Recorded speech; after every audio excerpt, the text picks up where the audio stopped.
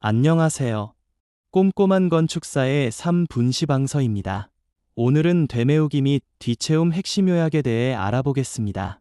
되메우기와 뒤채움 공사는 구조물의 안전성과 공사 품질을 결정하는 매우 중요한 작업입니다.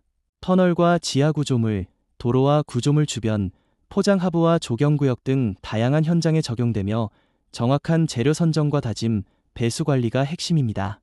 먼저 적용 범위입니다.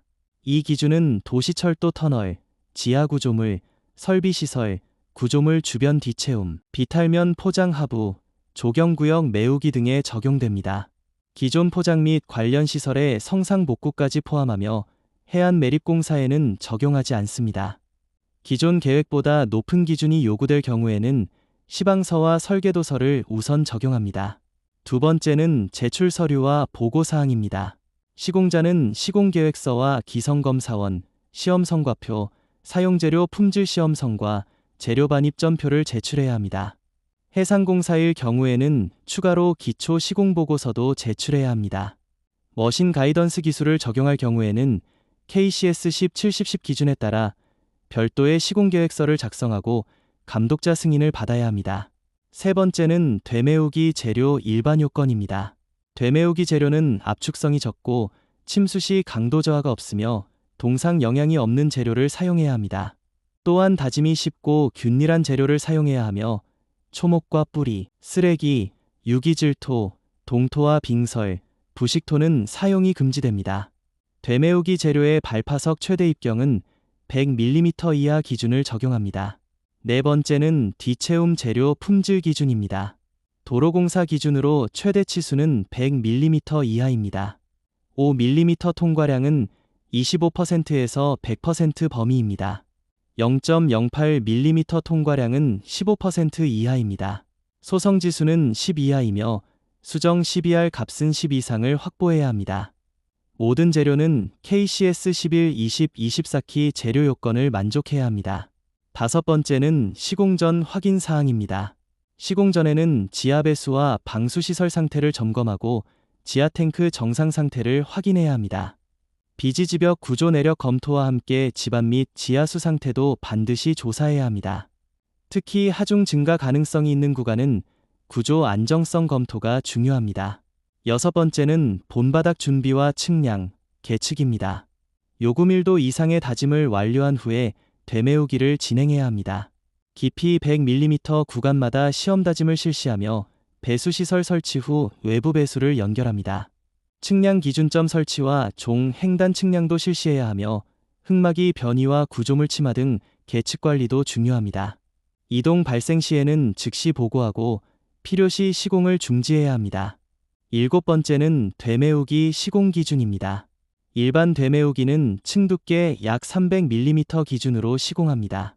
다짐도는 최대 건조 밀도의 95% 이상을 확보해야 하며 KSF 2311 또는 KSF 2312 기준 시험을 적용합니다.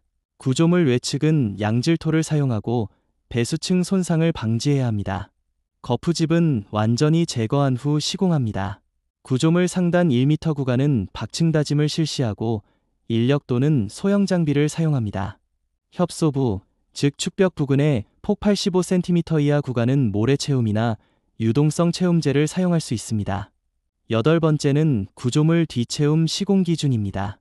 구조물 양측은 동일 높이로 동시에 뒤채움해야 하며 높이차는 1.0m 이하로 유지해야 합니다. 진동롤러 사용 시에는 구조물로부터 1m 이상 이격해야 합니다.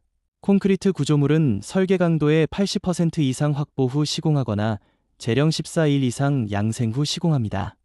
부직포 설치와 흙막이 철거 시에는 자연 침하를 고려한 보강도 필요합니다. 아홉 번째는 특수 재료 및 다짐 기준입니다. 잡석과 호박돌 구간은 물 뿌림 후 자갈 충전 후 다짐을 실시합니다.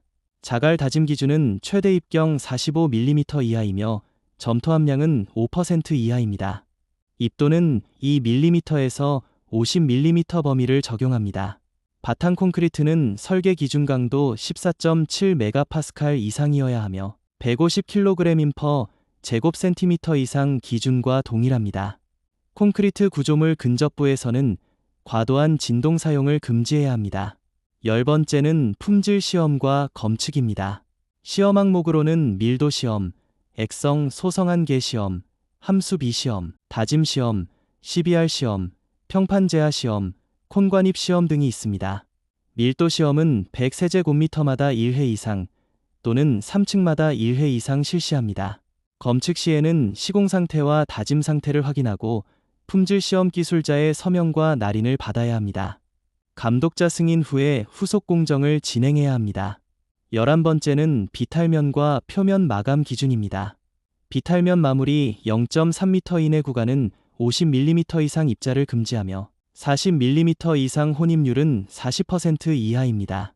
마무리 1m 범위는 최대 입경 100mm 이하 기준을 적용합니다.